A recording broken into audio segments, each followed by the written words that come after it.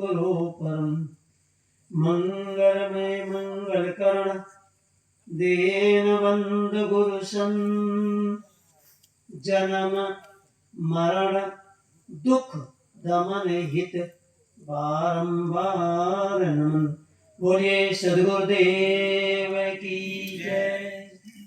अर्चनीय वंदनीय पूजनीय संत समाज, श्रद्धानुरागी बंधुओं, भाइयों, बहनों, माताओं तथा बाल गोपाल, बहुत सुंदर श्री भीतर साहब जी हमारे ऐसा सुंदर विचार दिए, सबकी निद्रा भक्ति। जो नींद आ रही थी वो सबकी निद्रा चली गई, थोड़ा सा रह गया, बहुत गई थोड़ी रही और थोड़ी भी जाए।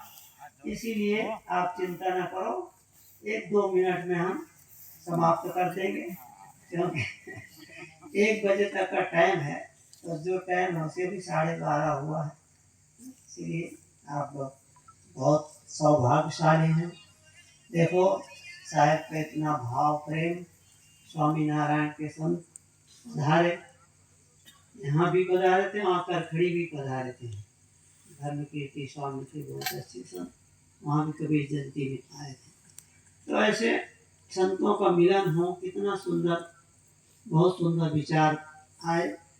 और उनके जो छोटे संत थे उन्होंने भी बहुत सुंदर उदाहरण दिया। आप तो समझे, पोपट का दोनों का उदाहरण कितना सुंदर दिया। वही भक्ति होती है, निष्काम और एक सकाम। वो भक्ति तो थी उनकी दोनों पोपटों की, निष्काम तो थी नहीं, सकाम थी। इसीलिए उन्होंने कहा कि जो राम नाम या भजन करते थे या दूसरा गाली देता था, और जब दोनों को एक पिंजरे में कर दिया गया, अब वो दोनों मिल गए, तो उन्होंने पूछा, भाई तुम तो बोलते थे राम राम, स्वागत करना, ये करना, और अब बोलने बंद कर दिया, क्या बात है? बोले बोलते तो तब इसीलिए थे कि जो मिला नहीं था, अब जो हमको पाना था, अब जब हो गई शादी तो मिलने की क्या है? अब वहाँ गाने की क्या जरूरत है? इसीलिए उनको जो मिलना था पोपटी मिल गए। और पोपट से पूछे तो बहुत गाली वाली देती थी पहले, और अभी बोलती नहीं। बोले अब क्या बोलना है? जब कहते हैं ना भाई, जब दोनों मिल गए तो फिर क्या हो? उनको सकाम भक्ति थी उनकी, निष्काम भक्ति नहीं थी। निष्काम भक्ति में कोई चाहना नहीं होती है, इसीलिए निष्काम भक्ति में हमारा प्रभु साहिब जी ने कहा ना, श्री गीता साहिब जी ने, कितना भी होए, और श्री पूर्ण साहिब जी ने वैराग शतक में लिखे हैं, केवल मुक्ति आसार है, केव है बंधमान। मैंने हम कहा मुक्ति हो जाए, मुक्ति हो जाए, तो भी ये कहने का क्या है? कहने की जरूरत नहीं है। वासनाओं का त्याग होगा तो मुक्ति अपने आप होगी। और कहीं से मुक्ति नहीं आ पाती तो एक महिमा पर आके दिया जाता है, चलो त्रिवेणी संगम में, गंगा में आप गोता लगाओ, वहां मुक्त हो जाओगे। कोई मुक्त होता है? कोई पाप लेकर क्या करेगा? एक कहानी बताते ना संत महात्मा, कि बोले जब उन्होंने, महात्मा ने पूछा कि गंगा माता से कि तुमने सबके पाप ले लेते, तो फिर तुम पापों को क्या करोगी? बोले मैं पापों को लेकर क्या करूंगी, मैं तो भस्म हो जाऊंगी। इसलिए मैं तो पापों को सबको पहुंचा देती है। कहाँ? गंगा सागर। गंगा कहाँ जाती है? गंगा सागर। अरे गंगा सागर में पहुंच जाते हैं। महात्मा गए गंगा सागर से, पूछे, अरे बोले तुम इतना संसार के जितने पाप हैं उनको लेकर क्या करो? अरे बोले हम उन पापों को क्या करेंगे, रखेंगे तो भस्म थी जाते। इसीलिए हम सारे पापों को ऊपर वातावरण को दे देते हैं। देखो काले काले बादल जो घूम रहे। तो महात्मा ने पूछा बादलों से, कहानी है काल्पनिक समझाने के लिए। तो बोले बादलों से पूछा, अरे तुम ये जितना दुनिया का 70 लोगों का पाप है और वो लेकर तुम क्या करो? बोले हम क्या करेंगे, हम किसी का पाप रखते नहीं है, जिसका पाप है उसी के ऊपर बरसा देते हैं। बोलो सद्गुरुदेव की जय। पाप नहीं कटता है, जैसी करनी वैसी धरनी, आज नहीं तो कल। जो हम कर्म किए हैं वो अवश्य में भोक्तव्यम कृतम कर्म शुभाशुभम न भोक्तम चीते कर्म कल्प कोटि सतई रपि। बोलते करोड़ों जन्म बीत जाए पर जो हमने अच्छे कर्म किया उसका भी फल हमें मिलेगा, और यदि गलत कर्म किया तो उसका भी फल हमें मिलेगा। क्योंकि हमारे यहाँ जो ये शास्त्र लिखे गए हैं इनमें बहुत बड़ी उदारता है। उन्होंने रामकृष्ण को भी नहीं छोड़ा, जिनको पार्वती परमात्मा बोलते हैं उन्हें भी कहाँ छोड़े उन्हें। आपन कर्म न मेटो जाय। कबीर साहब जी कितना सुंदर उदाहरण है। साहब की जितनी भी वाणी है सब पुराणों के आधार पर है, ऐसा नहीं कि मनमति से साहब जी बोले। तो इस प्रकार से कहते हैं कि देखो हमारे यहाँ कहते हैं कि भगवान राम छिप करके मारे। देखिए उन्होंने बाली को जो मारा तो छिप करके मारे। छिपने का मतलब ऐसे यदि सामने कहते हैं उनको ये वरदान मिला होता है कि जो व्यक्ति सामने आएगा युद्ध करेगा तो आधी शक्ति उसकी चली जाएगी, उसके पास चली जाएगी। और जब उसकी पूरी शक्ति तो थी और आपकी भी आधी हमारे पास आ गई तो हम तो डबल हो गए ना, फिर आप कैसे जीतोगे। इसीलिए उन्होंने छिप के मारा था और छिप के मारने का परिणाम आपको क्या हुआ कि वही बोलते हैं जब कृष्ण अवतार हुआ फिर वही बहेलिया बना, फिर वही एक बाण जब मारा तब प्रभात पाताल में भगवान श्री कृष्ण बैठे हुए थे और उन बहेलिया ने सोचा कि भाई कोई मृगा है, उनकी आंख चमक रही है, उनके पैर में पद्म था। तो जब उन्होंने वो बाण मारा तो वो शरीर उनका भी छूट गया।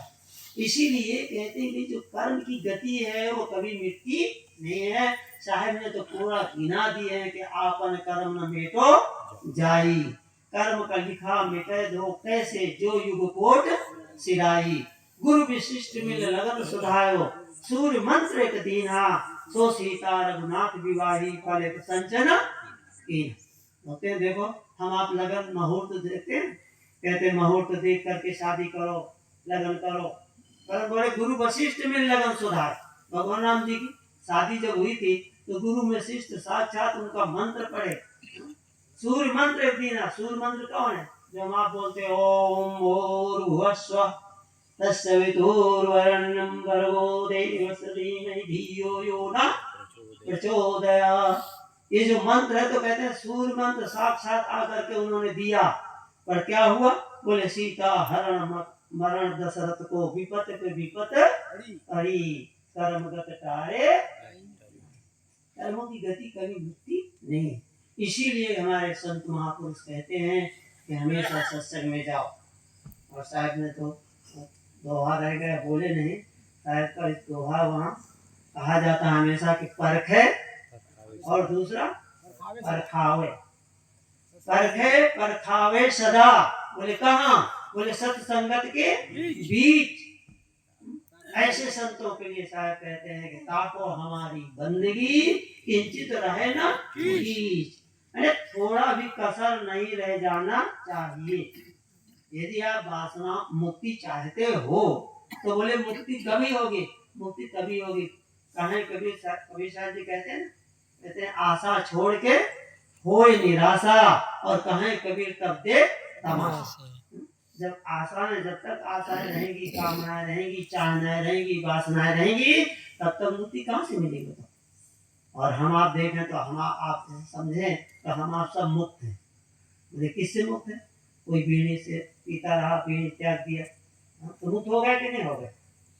बीड़ी जो हमारे को परेशान करती थी उसको छोड़ दिया, मुक्त हो गया।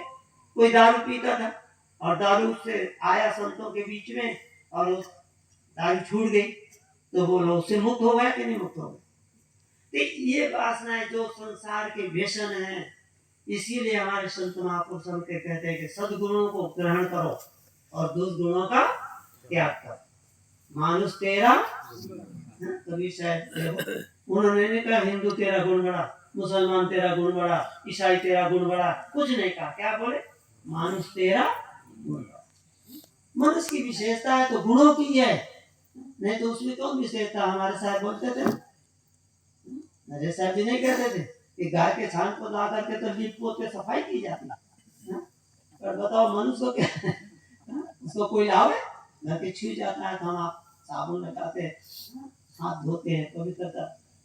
तो इसलिए मानुष के गुणों की विशेषता है। इसीलिए कहते हैं गुणवान पूजते सर्वत्र, राजा पूजते स्वदेशे, पर गुणवान पूजते सर्वत्र। जहां भी जाओगे वहां गुणों की पूजा होती है। इसलिए साहब कहते हैं मानुष तेरा गुण बड़ा, मांस न आवे काज, हाड़ न होते आवरण, त्वचा न बाजत आज। आप सब महापुरुषों के द्वारा सुनते रहते हो, इसलिए इस समय अधिक हो गया है। और हम भी अपनी वाणी यही विराम देंगे। और हमारे साहब अभी अंतिम में राजन साहब जी और सभा के समाप्ति अंतिम में होगी, इसलिए हम अपनी वाणी यही विराम देंगे। आप सबको नया साल हमारे साहब सभी बोलते हैं कि नया वर्ष चालू हुआ है, उसी में आप सबके सुख और समृद्धि से भरपूर हो। इस शुभकामनाओं के साथ हमें अपनी वाणी पे विराम देते हैं। आप सबको बहुत बहुत धन्यवाद।